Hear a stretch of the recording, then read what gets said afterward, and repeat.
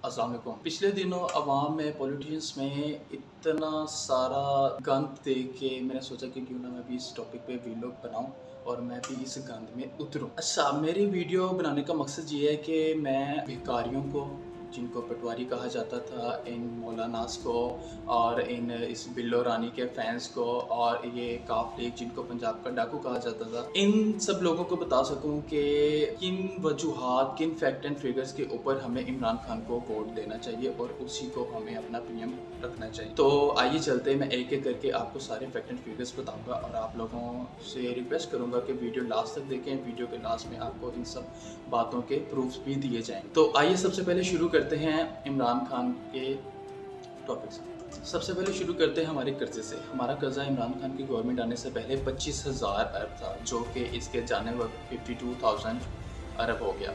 मतलब 27,000 अरब का डबल से भी ज़्यादा का फ़र्क पड़ा, वो भी इसकी मेहरबानी की वजह से। और इस 27,000 अरब में हमें नहीं पता कि इसने पाकिस्तान में कोई एक सिंगल रोड भी बनाया हो, कोई एजुकेशनल इंस्टीट्यूट्स के ऊपर कोई भी मायने से भी इम्प्रूवमेंट्स की हो। इसने आज तक किया है तो सिर्फ स्पीचेस के अलावा मुझे आज तक नहीं समझ आई कि इसने पाकिस्तान के लिए क्या किया है। सिर्फ स्पीचेस। कश्मीर में इतनी देर कर्फ्यू लगा रहा है, इसने कश्मीर की बेहतरी के लिए क्या किया है, इसने वहाँ की आवाम के लिए क्या किया है। मैं इसकी वीडियो देख रहा था, वहाँ पे इसको कश्मीर का फ्लैग खातून पकड़ा रही थी और इसने कश्मीर का फ्लैग नहीं था पकड़ा कि अगर वो मैं फ्लैग पकड़ लूँगा तो इंडिया को बुरा लगेगा और वो इसके ख़िलाफ़ कोई रद्द-ए-अमल इख्तियार करेंगे। 2014 के एक इंटरव्यू में इसने कहा था कि मुझे शर्म आती है कि ये लोग जाके सऊदी से भीख मांगते हैं, इनके जाके हाथ फैलाते हैं, जिसके बिना पर IMF हमें आकर कहता है कि भाई इस चीज़ का रेट बढ़ा दो, इस चीज़ का रेट बढ़ा दो। और यही बाद में अपनी हुकूमत में ये कह रहा था कि शुक्र अल्हम्दुलिल्लाह हमें सऊदी से इमदाद मिलने का इम्कान बन गया। इसके अलावा भी 2-3 और दोस्त मुल्क है, वहाँ से भी इमदाद मिलने का इम्कान बन गया।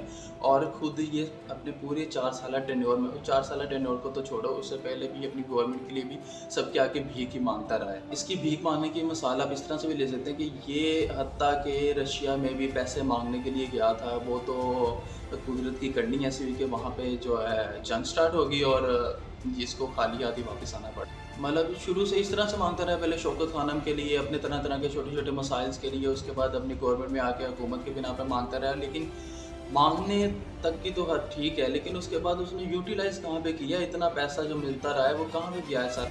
इसके प्रूफ के लिए आप लास्ट तक ज़रूर देखिएगा। मैं इसके बयान की वीडियोस भी इस वीडियो में अपने लाजमी शेयर। अब आते हैं हम इसके रियासत मदीना, जो ये रियासत मदीना का दावेदार बनता है, तो इसकी रियासत में होता क्या रहा है। इसकी रियासत में 3-3 करोड़ में ACTC की पोस्टें बिकती रही हैं। ये सोया हुआ था, इसको नहीं पता कि क्या हो रहा है इसके मतलब इसके मौजूदगी में इस पूरे मुल्क में।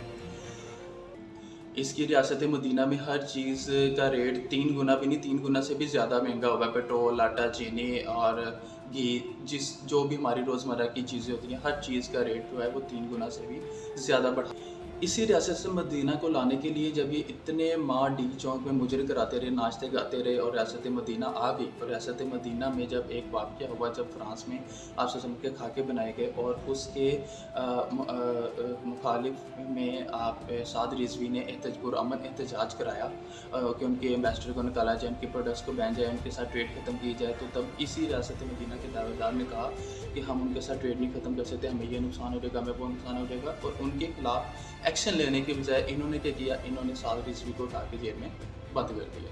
उन्होंने कहा इसको तो तुम बंद।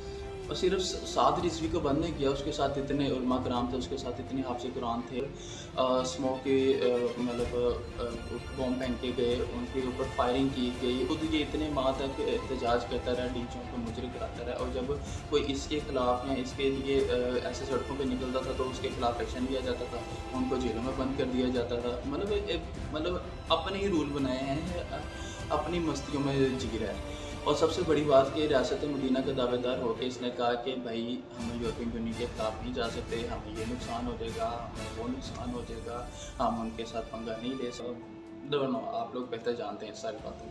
अच्छा, इसकी बात तो छोड़ो, ये तो चलो बातें करते था, ऊपर से अब हमारी आवाम की भी सुन लो। हमारी आवाम जो डी चौक में नाचने के लिए तो निकल सकती है, लेकिन फ्रांस के ख़िलाफ़ एहतजाज करने के लिए नहीं निकल सकती। उनमें इतना ज़मीर बाकी नहीं रहा।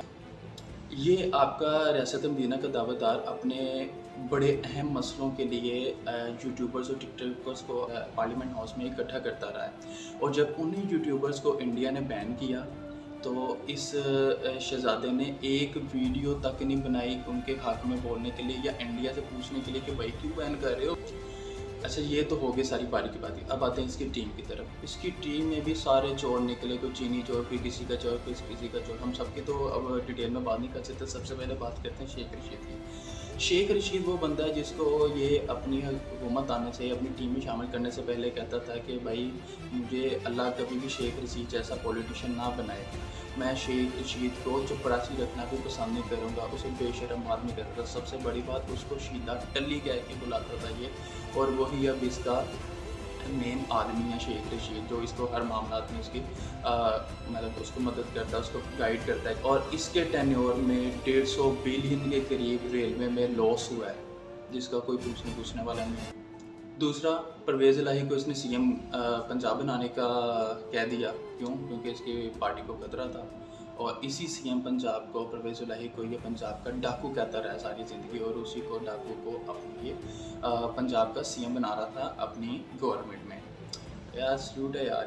لاسٹ میں بچہ جانتا ہے کہ یار اس کو اسٹیبلشمنٹ لے کے آئی ہے، اس نے ساری زندگی کیا کیا ملک کے لیے، صرف سپیچز کے علاوہ اگر اس نے کوئی کام کیا ہے کہ کہیں پہ یار ایک چھوٹا سا روڈ بھی بنا دیا ہو تو مجھے بتاؤ۔